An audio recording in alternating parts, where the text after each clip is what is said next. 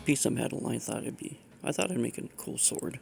So I put it in my vise and used my Dremel to get off the piece I needed to make the sword. I have this old foreign coin, I think it's a peso, but I really like the center copper bit of it and the little symbol on the front. It looked like a swan or some type of bird. So I'm going to make that the handguard for this sword. The sword has a very broad blade compared to my other swords I've created, but I think it'll look cool with this circular handguard. I'm also going to give it a hidden blade in the hilt like I did on my last sword. I think that'd be pretty cool. I also have this metal skewer that I'm going to use to create a couple other little knives, maybe one hidden long knife in the scabbard, and then one knife for the hilt. I had to sand one side of the little bit of the coin off. I think it's going to look really nice as a handguard.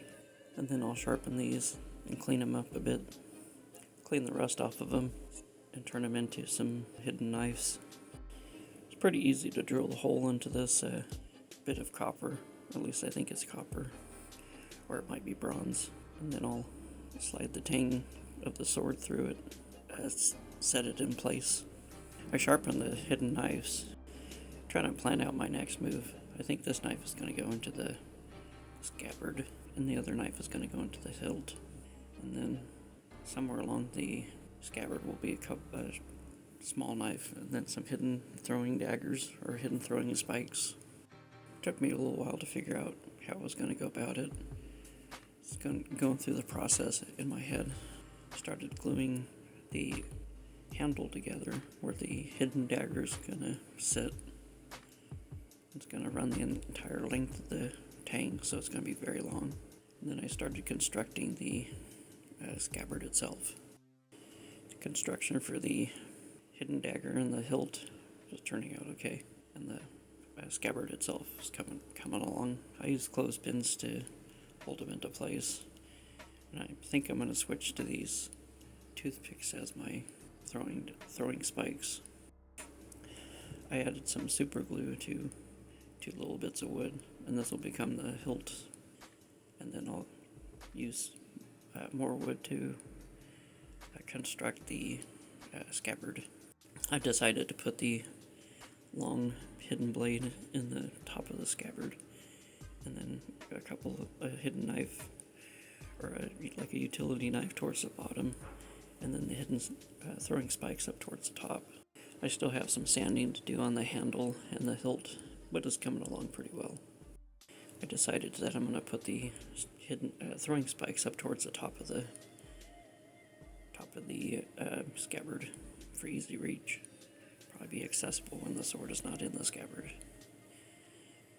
I almost decided to scrap the scabbard and started constructing another one, but then I pushed through and continued on this one.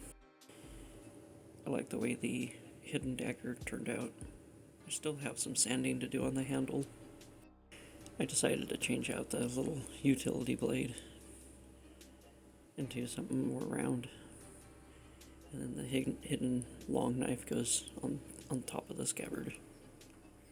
And then the hidden throwing spikes will go on up towards the top.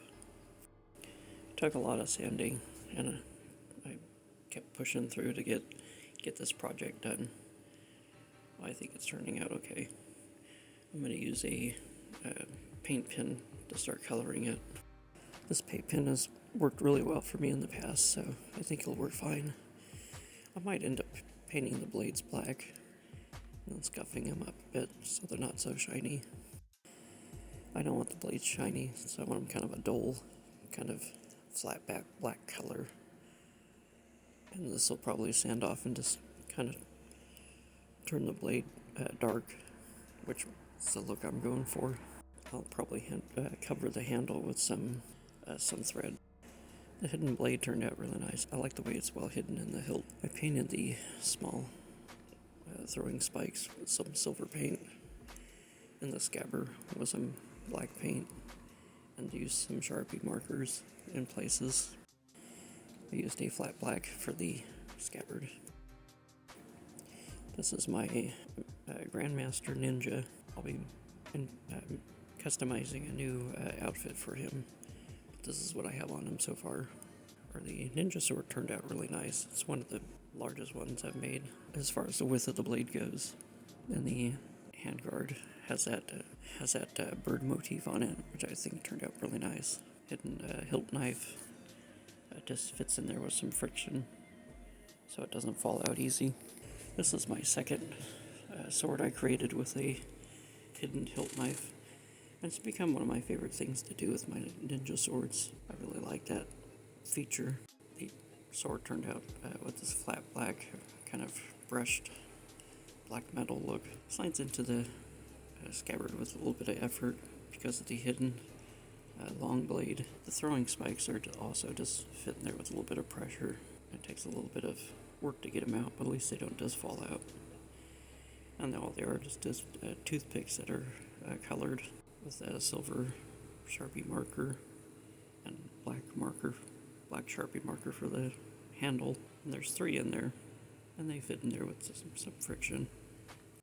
There's a little utility knife towards the bottom of the scabbard, made out of a X-Acto blade that I sanded down the edge so it wouldn't cut. That way it'd be safe to use. What I like about this one is it has a longer hidden blade on the top of the scabbard, and this would probably be used for other things. I did create a little bit of saw teeth up towards the middle of the blade, and the ninja would probably use this to set the traps or probably use it to clear brush away. I used some Velcro to hold the straps to get the carrying strap, and also this long strap that I put on my ninja swords. This is a feature I like. I've heard about original ninja swords, which I'll get to in a minute. This long cord here, the ninja could wedge the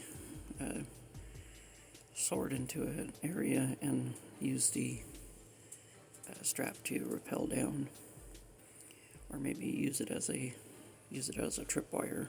That's another one of the features I like building into my swords.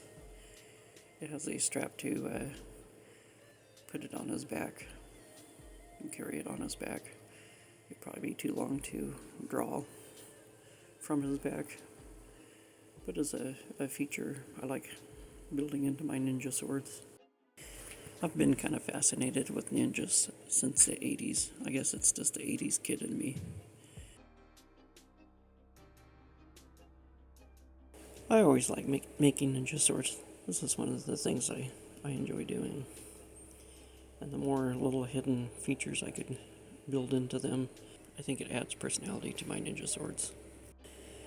Well, this one turned out really good, and I hope you enjoyed it. Please drop your comments in the comment section. Let me know what you think about ninjas or ninja swords. I know some of you probably are more interested in like Adventure Team and stuff, but that's okay. I've been working on a ninja team, which I'll be featuring in a video very soon. But until then, thanks for watching. Please like this video if you liked it. I'd really appreciate it. And don't forget to share, comment, and all that stuff. That stuff really helps my channel out. And don't forget to collect, inspire, and create. I'll see you in the next video.